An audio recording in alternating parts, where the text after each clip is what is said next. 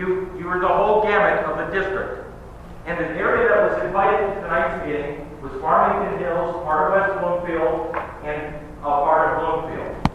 So you're here representing those people. And I look forward very much to getting to you.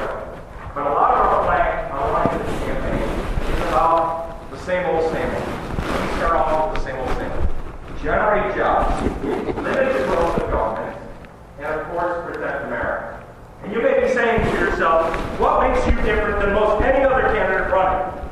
Well, let me share that with you.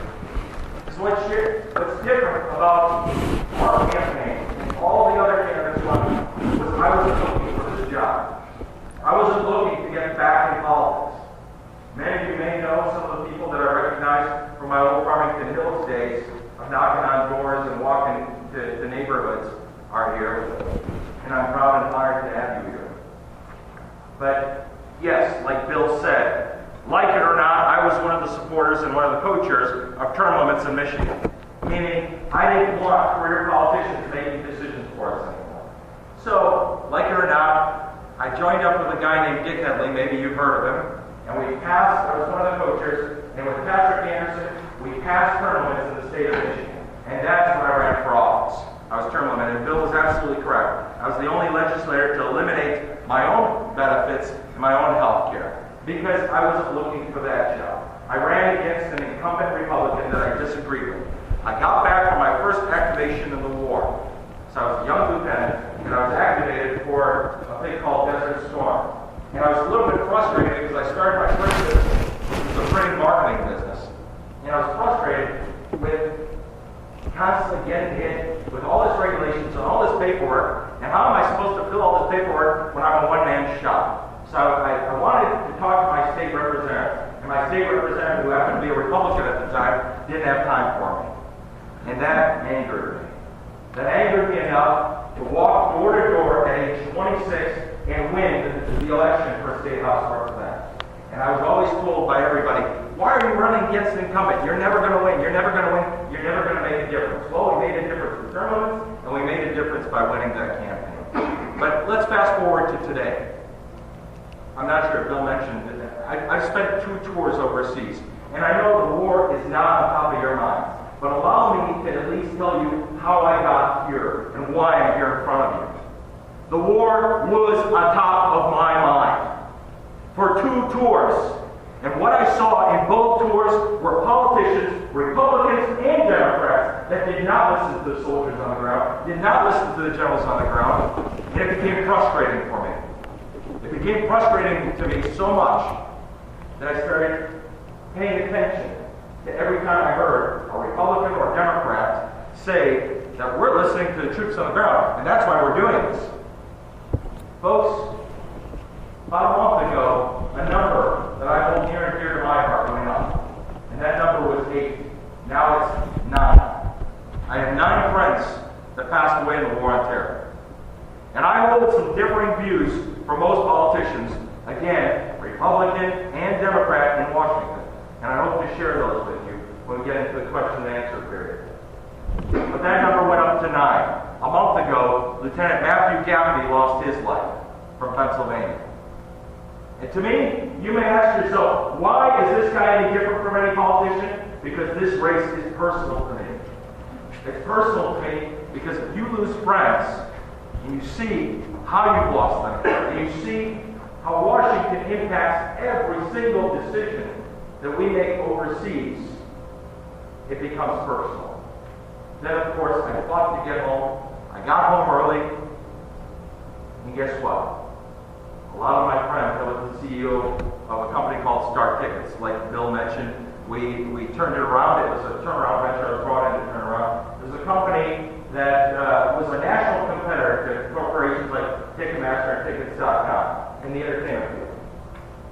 Anyway, I got back home, and I saw a lot of friends, relatives, and neighbors asking to put my name on their resume because they're looking for a job. And not just looking for 8 or 9 months, but looking for over 2 years in a lot of instances. And if you're 50 or 45 or older, trying to find a job today, especially in Michigan, I don't have to tell you, because I'm sure if I took a poll here, let's do it. How many of you have neighbors, relatives, or friends that have either lost jobs or are out of a job?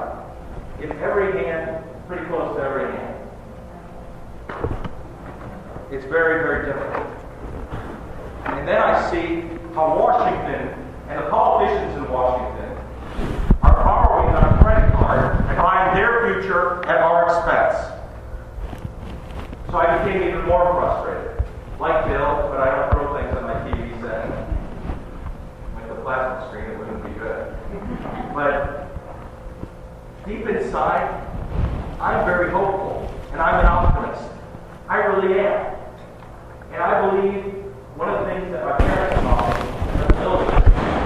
And that is, you try to go into something and you try to make it better. You don't accept the status quo. And my dad passed away 8.5 years ago. And he used to tell me one very important thing that is just unbelievable, that I carry with me every single day. And my dad said this. He said, when I pass away, you'll hear me better than when I was alive. And believe it or not, I hear every single bit of advice my dad gave me when he was alive. And I hear it better now than I did when he was with us. And what a sad situation that is. But it carried me on to the point of getting here. So I looked around at the candidates running for office, and I didn't feel comfortable. I didn't feel comfortable or happy with our incumbent. I didn't feel comfortable with any of the other candidates running, and I went to go seek out a couple individuals. One of them was Sheriff Mike Bouchard. And I said, Mike, don't run for governor, run for Congress. And Mike Bouchard said, no, I'm going to run for governor. You run for Congress. So then I drove up the street to see another friend of mine, a guy named Mike Bishop. Many of you may have heard of him. He's currently the Senate Majority Leader. Great guy from Rochester. I said, Mike, why don't you run for Congress? And he said, no, I'm going to do something else. Why don't you run for Congress? And thus, I am here in front of all of you. And thus, I'm walking door to door. I'm meeting all of you, and I'm sharing some of my thoughts and my feelings with all of you. I do not believe we're living in a representative form of government, and I'm scared about where our nation is headed. And let me just press you a little bit more before we get into the questions and answers, because I know that's what you're really here for. You're here to find out, especially answers to your questions, and to make sure that your concerns are being listened to. And I know that there's a couple people here from Farmington Hills that remember me as their state rep over 10 years ago. Ask them if I did not return their phone calls or write answers to their letters. I did, and that's what I believe a representative should be doing. A representative should live by the Constitution and abide by the Constitution. Should also have core values. He should tell people core values and not let a Speaker of the House or any other leader change those core values when you get to Washington. And lastly, a representative should be coming home as much as possible and listening and representing the public he or she is honored to represent. So let me get to the last point of my frustration. I look at all the issues that we've got on our plate as a country, and people ask me when I'm at their door, what are your top 3 issues? And without sounding, I say the national debt, the national debt, the national debt. If you jump on Google and punch in NBC Nightly News debt clock, NBC Nightly News debt clock, it will take you to a point where you can click on the little story about the NBC News debt clock. That news story was a year and a half ago, actually almost going on 2 years ago. And the news story was a sad ending when Brian Williams was talking about the debt clock in Times Square, New York. Now, if any of you have been to New York, you've seen Times Square maybe, and you've seen the debt clock. Well, that debt clock, they had to take the dollar sign off to add an extra digit. And for you tonight, let me tell you what's been happening to our country. We just passed, over 2 months ago, $13 trillion of debt. And by the end of this year, we will be approaching $14 billion of debt.